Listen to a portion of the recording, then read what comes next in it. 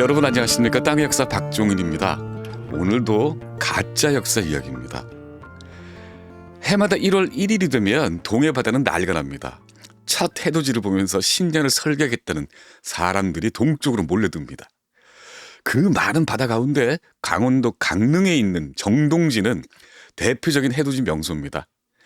1995년 SBS 드라마 모래시계에서 여자 주인공 고현정이 정동진역 소나무 아래에서 체포되면서 이 바닷가 한가한 마을이 순식간에 전국적인 명소로 변신했습니다. 1962년 간이역으로 문을 연 정동진역은 폐쇄 일부 직전인 1997년 해돋이 관광열차가 생겨날 정도로 부활하게 됐습니다. 이뿐만이 아닙니다. 정동진이 재미를 보니까 전국에 정자가 들어간 많은 지명들이 생겨납니다.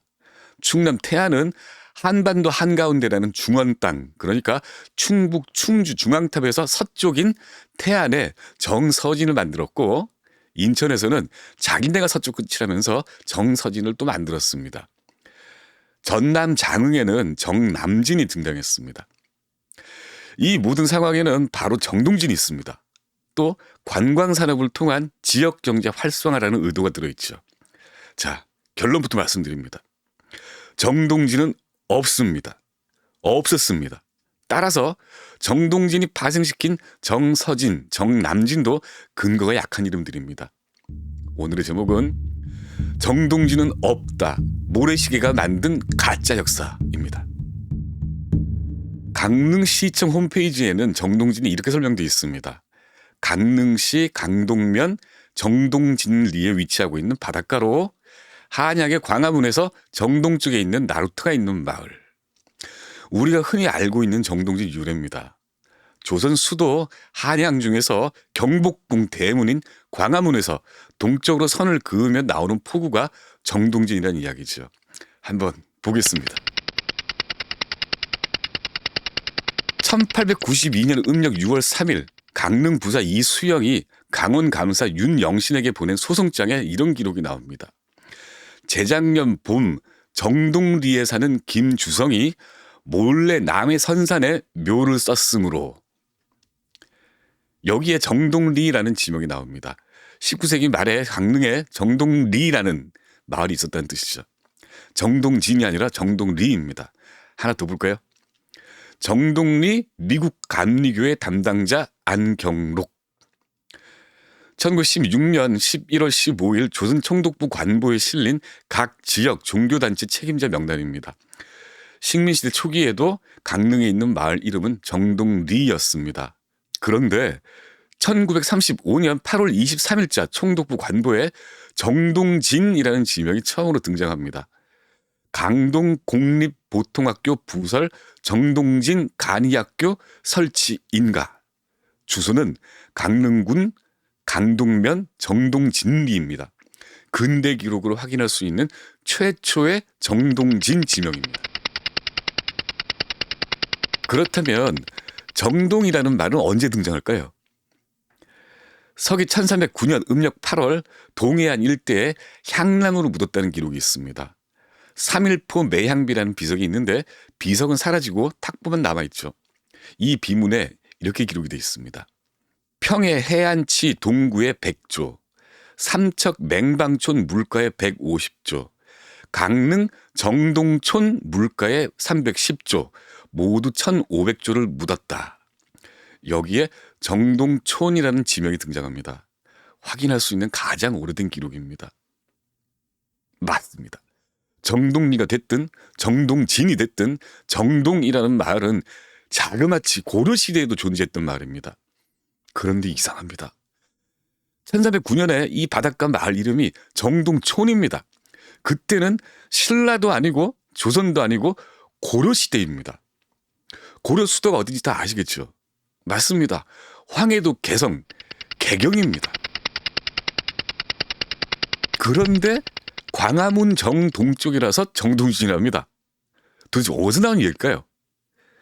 한양은 그저 개성 남쪽에 있는 도시였고 더군다나 광화문은 존재하지도 않았던 때입니다.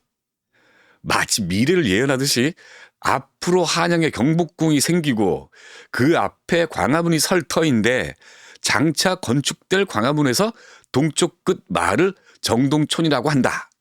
이렇게 짐작한 마을이라는 얘기가 됩니다. 이런 괴담이 아니라면 도대체 고려 왕실이 뭐가 애타는 게 있어서 한양에서 방위를 재고 그 방위 끝을 기념했을까요? 한마디로 이 정동은 광화문과 아무 상관없는 이름입니다. 소설 홍길동을 지은 사람으로 알려진 허균이 1606년에 쓴 글이 있습니다. 중수 동해 용왕 묘비라는 비문입니다. 허균은 강릉 사람인데 강릉에 있던 용왕 사당을 양양으로 옮기니까 강릉이 난리가 터졌고 그래서 강릉이 서둘러 사당을 다시 지었다는 내용입니다. 여기에 이런 문장이 나옵니다. 자 강릉부 정동촌 이우자. 강릉부 정동천에서 이것으로 이전했다. 그리고 이 이전한 연도를 허균은 1536년이라고 기록했습니다. 그러니까 고려시대에 정동촌이라고 불렸던 마을이 조선시대에도 정동촌으로 여전히 불리고 있었다는 이야기죠. 자, 지금까지 보셨듯이 정동진이라는 이름은 한양과도 무관하고 광화문과도 상관이 없습니다. 그저 고려시대부터 그렇게 불렸던 이름일 뿐입니다. 광화문에서 정동쪽이라는 설명은 가짜 역사, 가짜 뉴스입니다.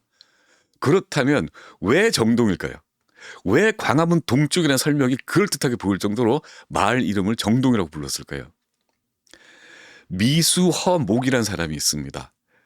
허균보다 몇십 년 늦게 활동한 사람입니다. 이 허목이 삼척부사를 지낸 적이 있습니다. 삼척에 있을 때 척추시 기행초어라는 글을 남겼습니다. 여기에 정동이 등장합니다. 화비령 남쪽에 정동이라는 곳이 있다. 동해 바닷가 작은 산이다. 산은 모두 바위고 나무는 모두 소나무다. 그리고 지명이 정동인 이유를 허목이 설명합니다. 춘분의 동쪽을 바라보면 해가 정중앙에서 뜬다. 그렇습니다. 예리한 관찰자였던 허목은 춘분의 수평선 한가운데 떠오르는 태양을 보고 이래서 정동이라고 판단한 겁니다. 저는 이 해석이 합리적이라고 생각합니다. 엄한 고려시대에 있지도 않은 광화문을 꺼내서 정동진이라고 하는 해석보다는 훨씬 합리적입니다. 이제 지도를 볼까요? 이 왼쪽 지도는 대동여지도입니다. 파란 사각형 속에 안인포 남쪽, 허목이 언급한 화비령이 보입니다. 그 아래 빨간 선은 바다로 흐르는 개천입니다. 오른쪽 네이버 지도에도 안이랑이 표시되어 있습니다. 빨간 선은 대동여지도에 나오는 그 개천입니다. 개천 북쪽에 정동진이 보입니다. 대동여지도에는 정동진이 없습니다. 또 물리적으로도 문제가 있습니다. 정동진은 광화문의 진짜 정동쪽이 아닙니다. 광화문의 위도는 북위 37.575889도입니다. 정동진의 위도는 37.690353도로 광화문보다 북쪽입니다. 진짜 정동쪽은 어딜까요?